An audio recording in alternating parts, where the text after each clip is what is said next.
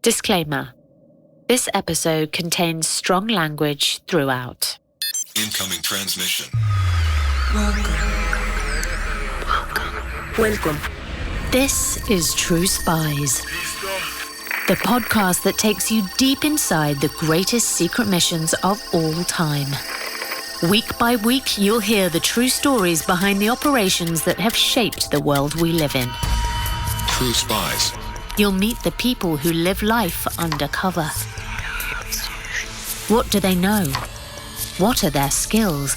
And what would you do in their position? This is True Spies. There's no debate that the best moment that came to potentially kill bin Laden was when he was on a hunting trip. And so there was a great debate between the White House, led by Richard Clarke, who was the counterterrorism coordinator, and Michael Scheuer on the other side saying, look, we should take the shot. I'm Sophia di Martino, and this is True Spies from Spyscape Studios. The Bin Laden Files, Part 2. Take the shot.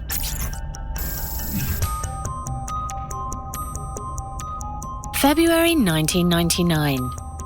Osama bin Laden is already responsible for attacks on US targets in Africa, which killed over 200 people. American intelligence has been tracking him for nearly 3 years now, and this hunting trip is their best opportunity so far to take him out. They went out to a remote part of Kandahari desert, and bin Laden visited the hunting camp and was there for a week. A furious debate rages in the White House. Is it worth the risk? Bin Laden isn't there alone after all. Should they take the shot or outsource the assassination to the locals? There's the option of, well, what if we ask one of the, local groups that are still fighting the Taliban from the north in particular, what if they should go in and try to render bin Laden to justice? In this, the second part of our examination of how Osama bin Laden became the world's most infamous terrorist, we'll hear more about the opportunities America had to take him out and prevent the biggest attack on US soil, and why they weren't taken.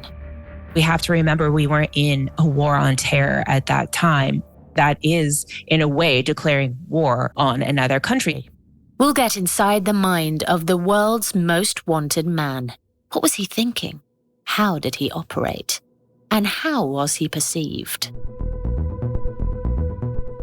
There were a bunch of polls, and it showed that in countries around the Middle East, that bin Laden was regarded as sort of a heroic figure, a sort of Robin Hood figure, the Pied Piper of jihad.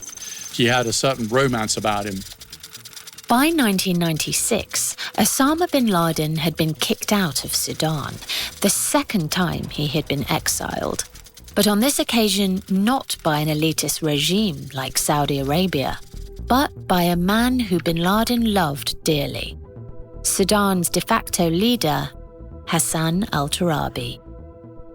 Broken both emotionally and financially, bin Laden returns to Afghanistan, hell-bent on revenge against the Americans, the people he feels are ultimately responsible for both humiliations. When he arrived in Jalalabad, it was an area controlled by an old jihadist buddy of his by the name of Yunus Khalis. And so Khalis gave him a very substantial house on the outskirts of Jalalabad and then offered him a mountain, and bin Laden used that as his summer home. Bin Laden rejoiced in living the life of a medieval peasant in the Tora Bora Mountains. This is Peter Bergen, the former CNN journalist who arranged bin Laden's first ever television interview. The Afghanistan bin Laden returned to in '96 was very different from the one he left as a hero following the Soviet-Afghan War. His mentor during that war, Abdullah Azzam, was gone, assassinated in Peshawar on his way to preaching at a local mosque. And there was a new outfit that had taken over much of Afghanistan. They were called the Students, or the Taliban.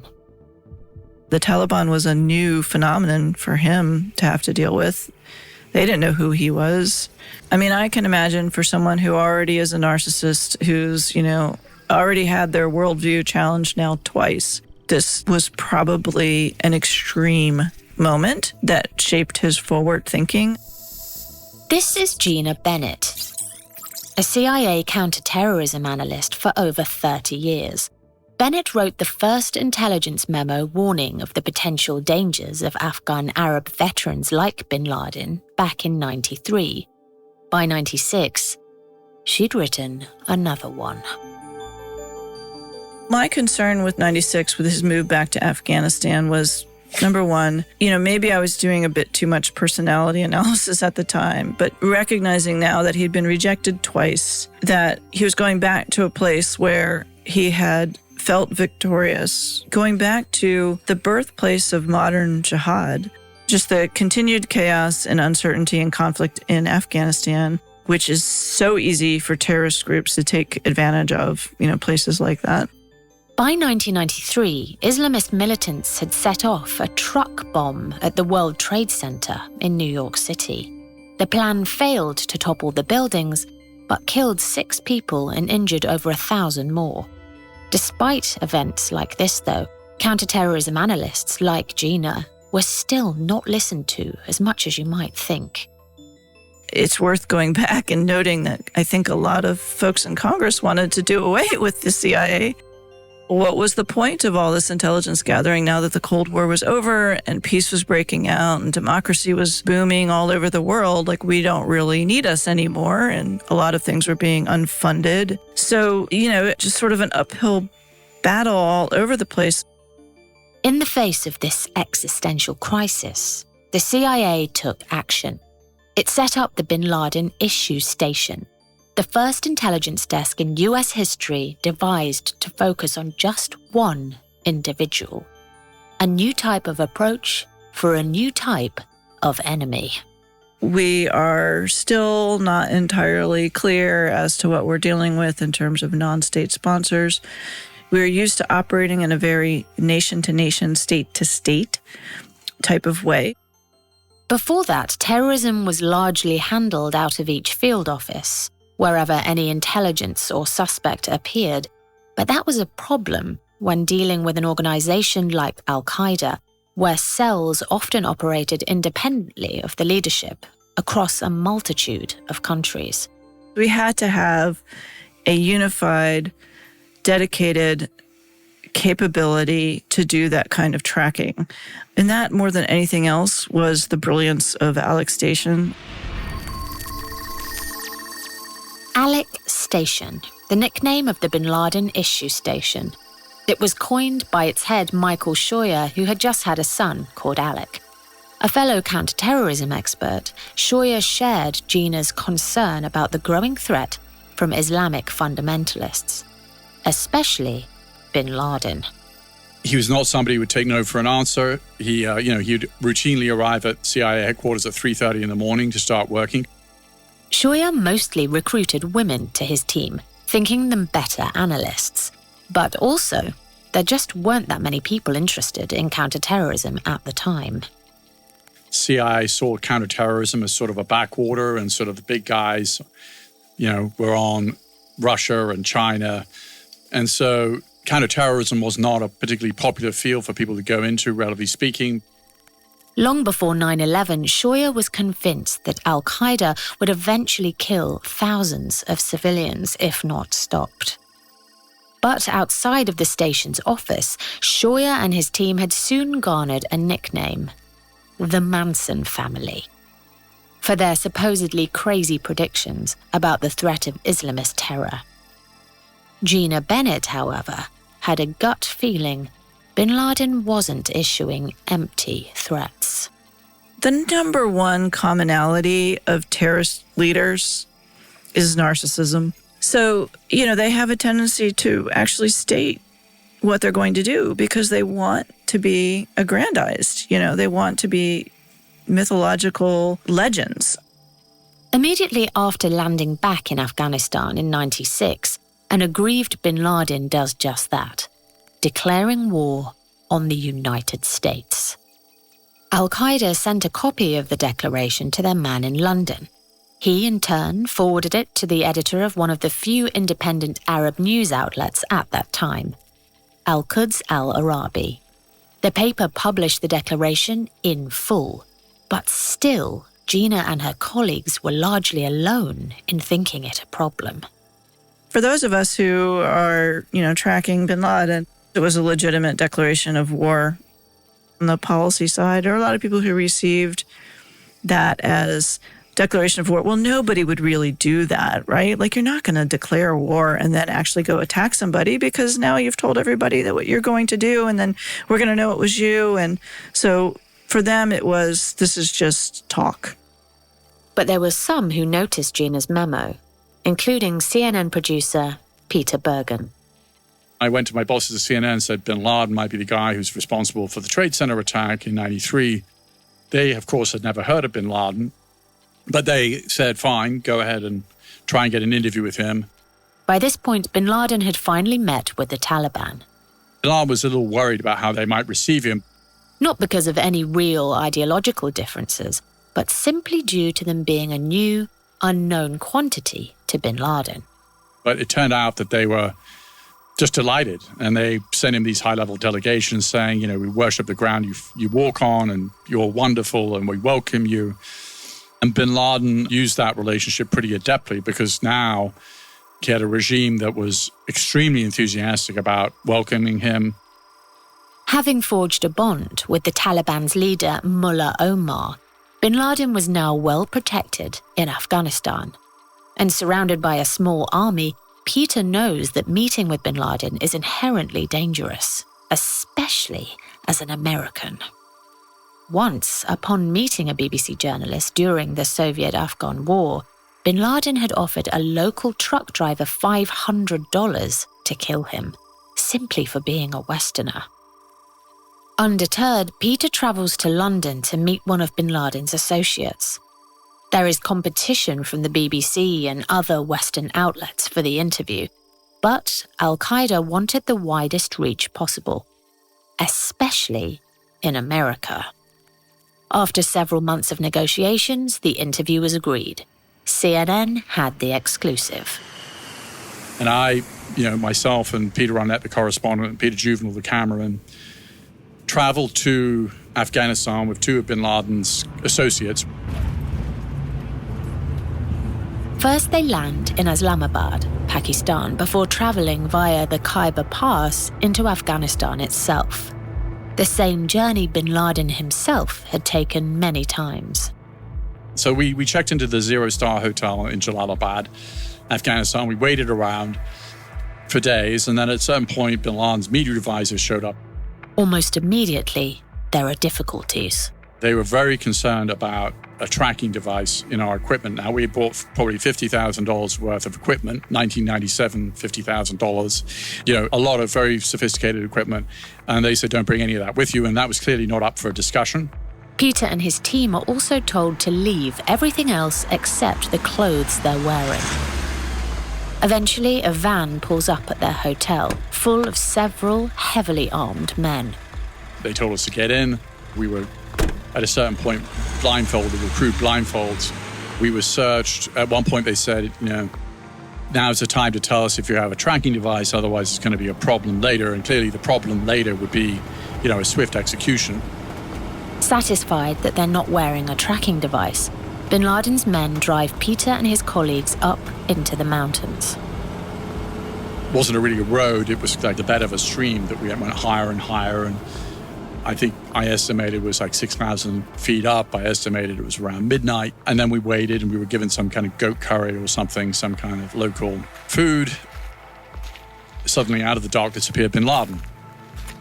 Osama bin Laden sits down and leans his AK against the wall, a weapon he tells Peter he took from a Soviet soldier he had killed. I didn't even really know what he would look like.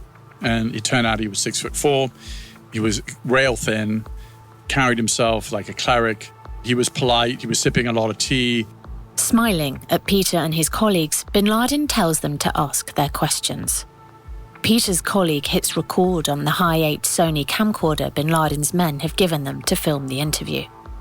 He spoke in a monotone. He spoke very low-key. He didn't come off as angry. even though his words were full of anger against the United States. He delivered an impassioned critique of the United States, a critique based on American foreign policy in the Middle East.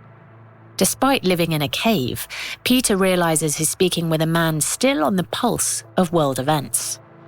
At one point, he said words to the effect that, kind of, who are you calling a terrorist? Jerry Adams had just visited Bill Clinton in the White House, and of course he had been one of the leaders of the IRA. And so bin Laden, there are not a lot of Arabs who know who Jerry Adams is. I mean, the fact that he knew that he could mention it, I thought was interesting. At the end of the interview, Peter's team asks one final question. What are your future plans? Bin Laden smiles again, then replies, "You'll see them and hear about them in the media, God willing." It is the first television interview bin Laden has ever given. One of bin Laden's men turns to Peter and hands him the tape. Soon after, they are escorted back down the mountain to Jalalabad. Within a few days, Peter is back in the US, cutting the footage for broadcast. In May 1997, a 20-minute piece runs on CNN. But despite declaring war on America on American television, nobody notices. Peter suspects he knows why. This guy seems very serious. Yet, at the back of my mind was we're sitting in Afghanistan, which at that time was probably the most backward country in the world in terms of its connection to the outside world. The Taliban had turned it back to the Middle Ages. There was no internet, there was no TV. And here was bin Laden declaring war on the United States, which was 6,000 miles away. So how do you attack the United States from, literally the other end of the world? Less than a year after the interview, in February 1998, bin Laden co-signed a fatwa declaring it the individual duty of every Muslim to kill Americans everywhere and anywhere. And yet, there was still an incredulous atmosphere in much of Washington about the genuine threat from al-Qaeda. Up until this point, much of the analysis of terrorists centered on a famous phrase, that they wanted a lot of people watching, but not a lot of people dying. And the reason they want a lot of people watching is they want to broadcast, obviously, their political grievance. But they don't want a lot of people dying because that might turn off any kind of residual sympathy somebody might have for this group. Having been exiled twice, though, bin Laden's hatred of the US now drove him to form a new terrorist philosophy. Bin Laden kind of reversed that. He wanted a lot of people dying and a lot of people watching, and that was new for terrorist groups. Most US policymakers didn't grasp this new philosophy, except for Alex Station, the unit set up to focus specifically on bin Laden. It was drawing up plans to render bin Laden, a CIA euphemism for kidnapping. One of these plans was codenamed Trodpint. Under the plan, the CIA redeveloped relations with various Afghan tribal leaders it had supported against the Soviets. 30 of these militia were employed by the agency to track bin Laden and assess the viability of rendering him. They certainly tracked him to his Tarnak farms on occasion. Tarnak Farm.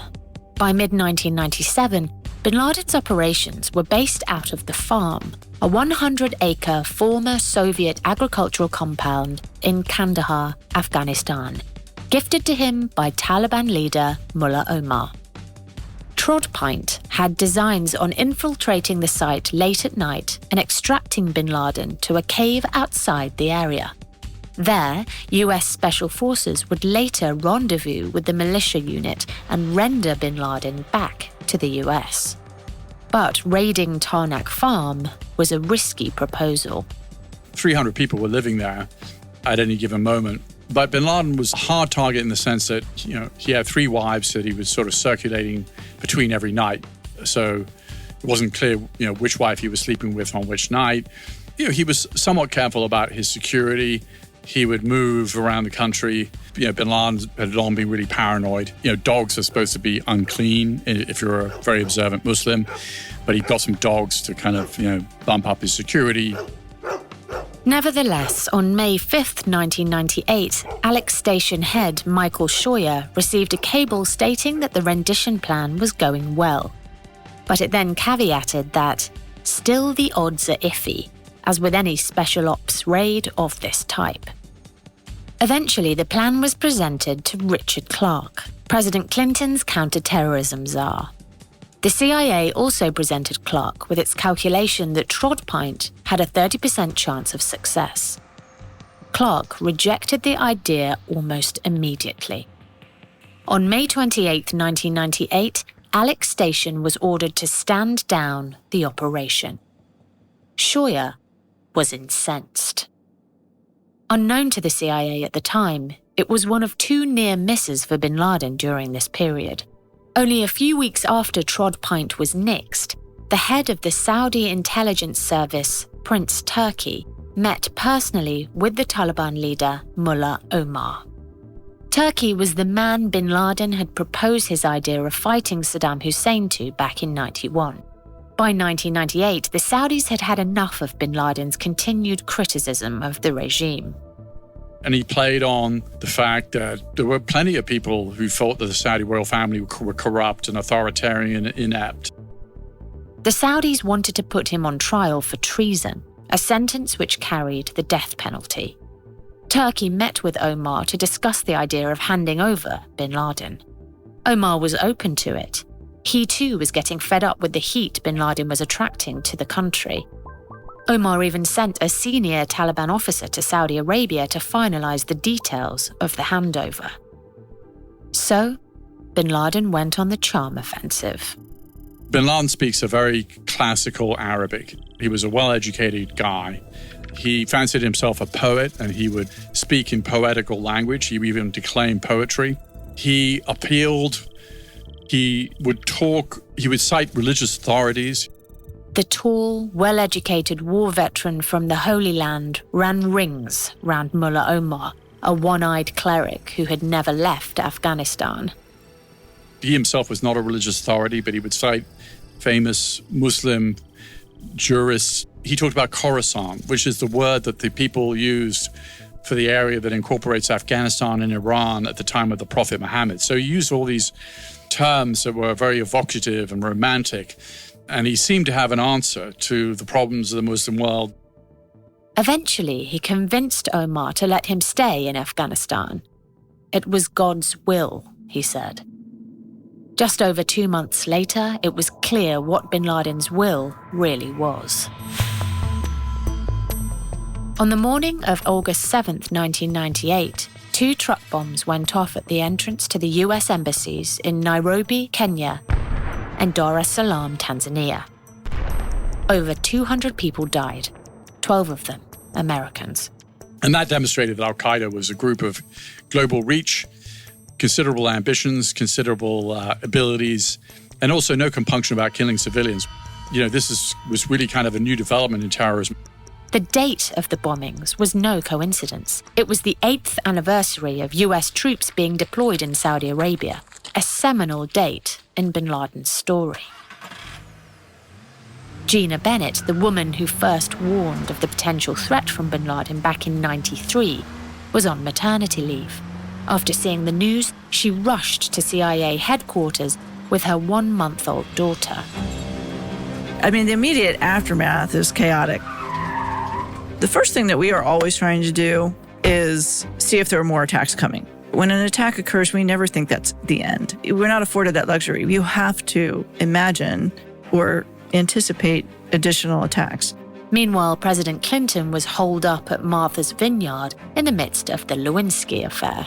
Officials brief him on intelligence that bin Laden is expected to be at an al-Qaeda training camp in Khost, eastern Afghanistan, the next day. Clinton personally orders the strike, codenamed Operation Infinite Reach. Over 30 people are killed, but not bin Laden. The intel on his whereabouts was incorrect. His actual location? Unknown. The White House responds by strengthening counter-terrorism operations. There's an influx of money, personnel, and resources. But for Gina, there's already a feeling that her and her colleagues' jobs have just become near impossible to do. Because, by this point, bin Laden also knows that he's a marked man. He has had his opening salvo, so to speak, and he now knows that he's an enemy of the United States. So in terms of his own safety and security of his family and his organization, they're all taking that much more seriously. And because they're a small group, able to be much more clandestine and fluid and flexible and moving and things like this to make it even harder to track somebody in real time. By now, bin Laden had avoided being kidnapped by CIA-sponsored Afghan warriors, extradited by the Saudis, and killed by US missile strikes. But he wasn't out of the woods yet. In December 1998, George Tenet, the director of the CIA, declares war on bin Laden, ordering Alex Station to redouble its efforts to find and kill him. And then, in February 1999, the CIA gets their best chance yet. There's no debate that the best moment that came to potentially kill bin Laden was when he was on a hunting trip.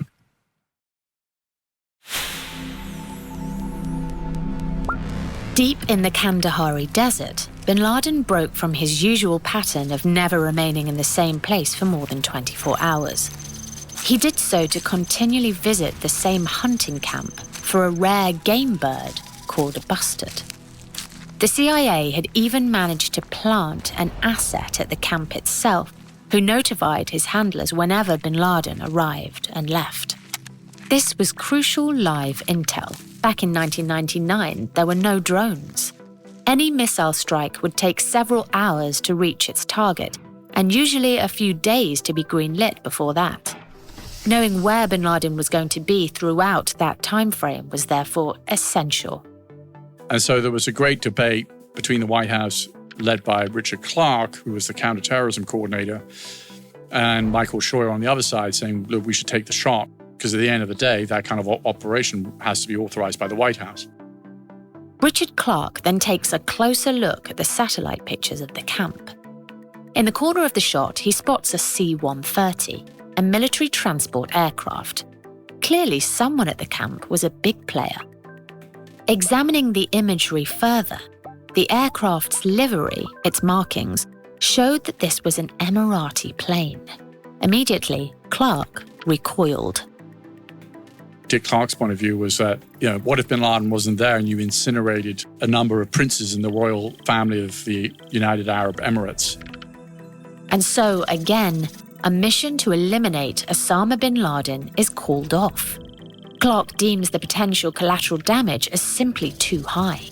And Mike Scheuer was very angry and disappointed that these operations were called off because he's always felt like thousands of Americans could die if this guy wasn't taken off the battlefield with some kind of military operation. Meanwhile, bin Laden's message was growing both ever more aggressive and gaining ever more traction. His calls for war against the Saudi regime and against the United States were couched in religious language, saying that it was religiously okay to kill as many American civilians as possible because they themselves were complicit in this American foreign policy because they were funding it through American taxes.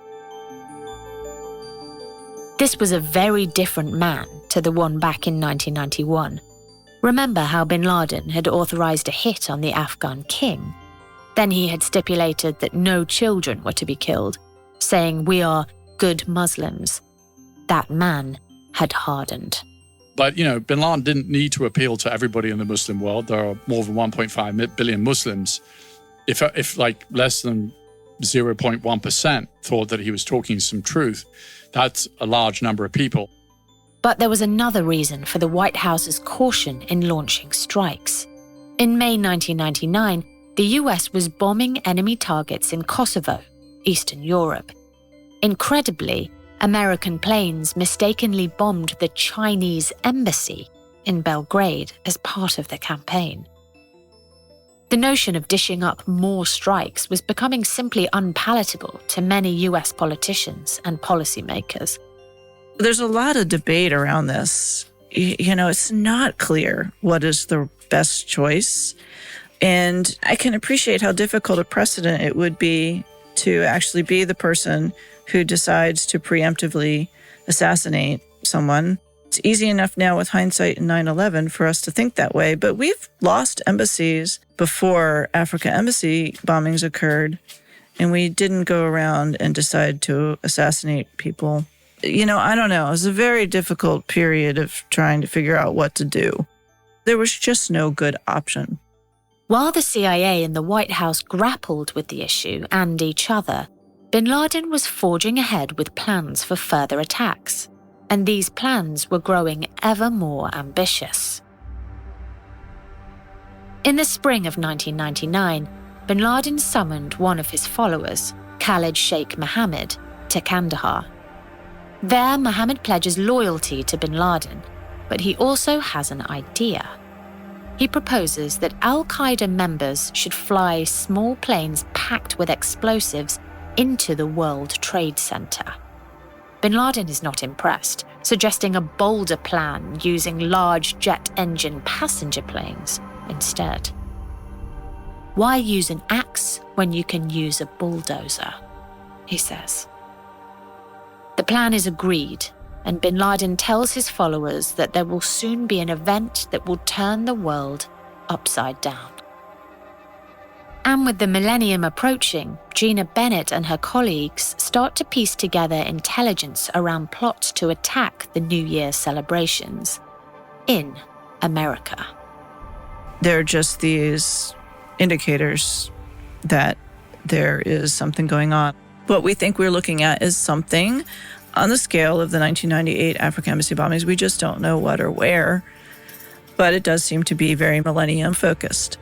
And now we are pressing even more so. Hey, this is real.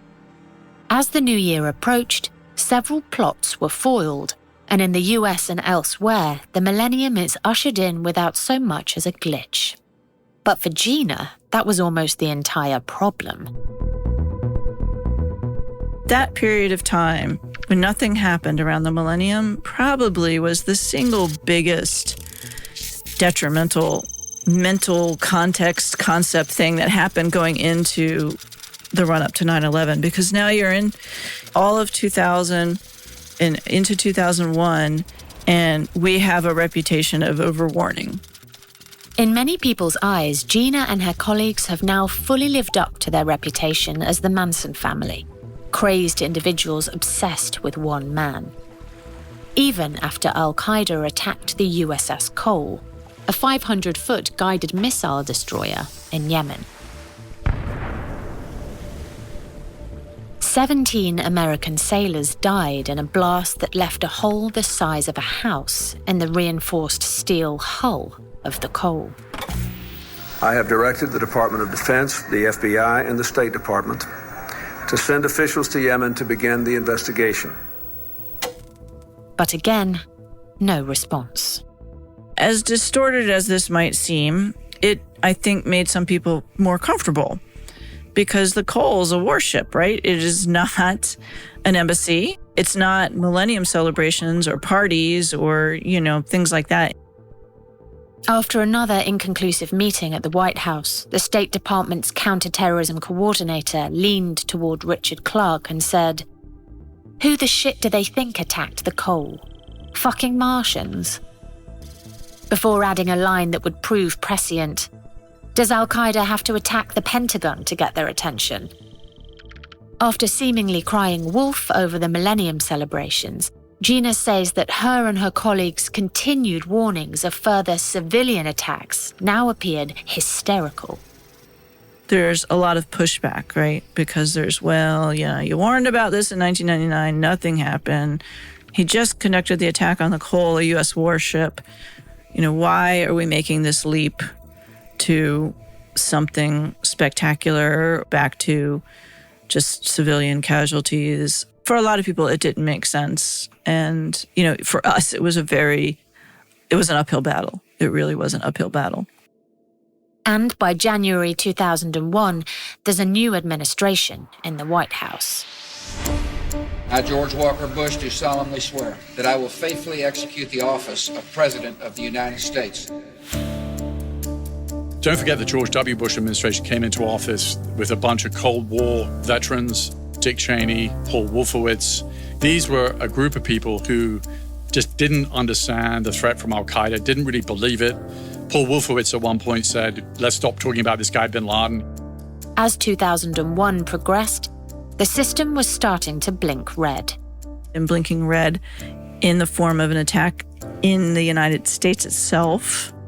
By the summer of that year, a blizzard of memos were landing on President Bush's desk warning of the threat of al-Qaeda. The CIA, the warning community made it very clear what our stand was and what our concerns were. A now infamous memo was presented to Bush at his Texas ranch in the August of 2001. Its title, Bin Laden Determined to Strike in the US. By this point, even some of Osama bin Laden's followers had asked him to tone down his public announcements for fear they would alert the Americans. But still, Bush did not break off his vacation, the longest by a president in over 30 years. And ultimately, the CIA could do very little if its warnings went unheeded, as Peter notes. People have this impression that the CIA is sort of a paramilitary organization that's involved in drone strikes and planning operations on the ground to kill people. Well, that is what happened after 9/11. But before 9/11, the real purpose of the CIA is to provide strategic warning to policymakers so they can make policy decisions in an informed way. A more current example, the CIA said very clearly that Putin is going to invade Ukraine. And they said it multiple different ways. That's what the CIA is supposed to do.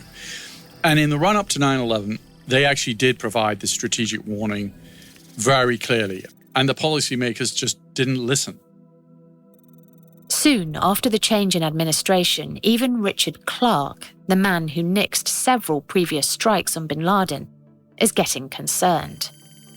Dick Clarke has a famous scene where he's briefing Condoleezza Rice, the new national security advisor, and he uses the term al-Qaeda, and you could tell from her face and her body language she had no idea what the hell he was talking about. But the CIA did, in hindsight, make one fatal mistake. It failed to notify the FBI that in 2000, a certain 2 individuals had entered the United States. 2 individuals that the FBI had been concerned about for several years. They were living freely in America. And they were living there under their true name. They were even listed in the phone book. And they only communicated that information to the FBI at the end of August 2001. And that was a really big tactical mistake. It wasn't a strategic mistake. It was, they should have informed the FBI. They didn't. That was a big screw up. On September 11th, 2001, Osama bin Laden woke up early to say his morning prayers. He tuned into BBC Arabic and waited. By late afternoon Afghanistan time, he's heard that 2 planes have crashed into the World Trade Center. But not only that, the towers have collapsed. Bin Laden could barely believe it. He thought it would only collapse the towers above the point of impact of the jets. He didn't know that the entire buildings were going to collapse. So even bin Laden was surprised by how many people perished in that building.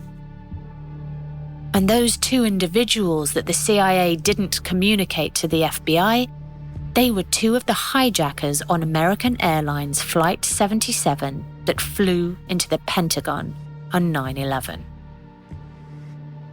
Never again would Gina Bennett and her colleagues be viewed with suspicion for their unheeded warnings. The Manson family nickname resigned to history's rubbish dump.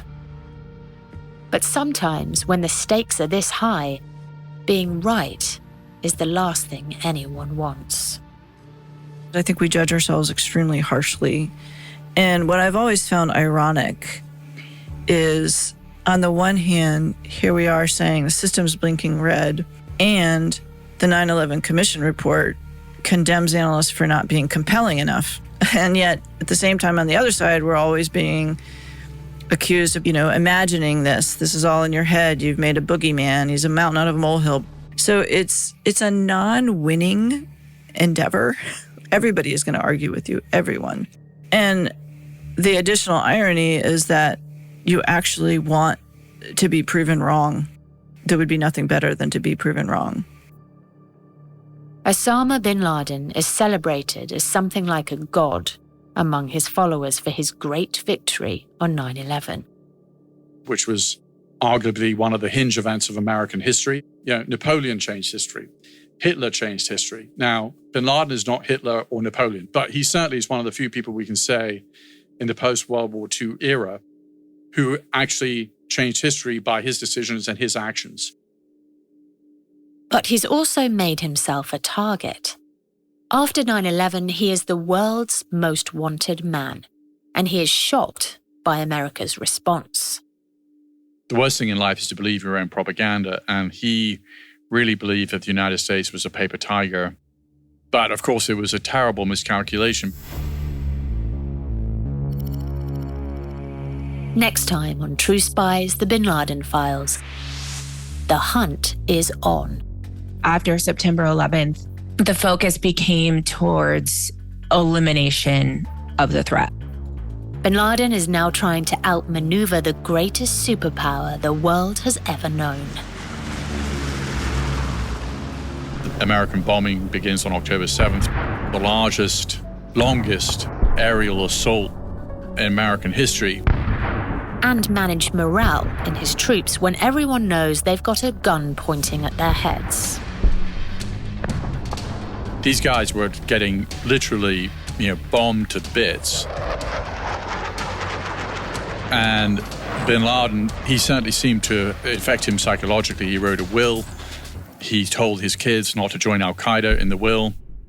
He knew that much of his organization had sort of, at best, dispersed, while many of them had been killed.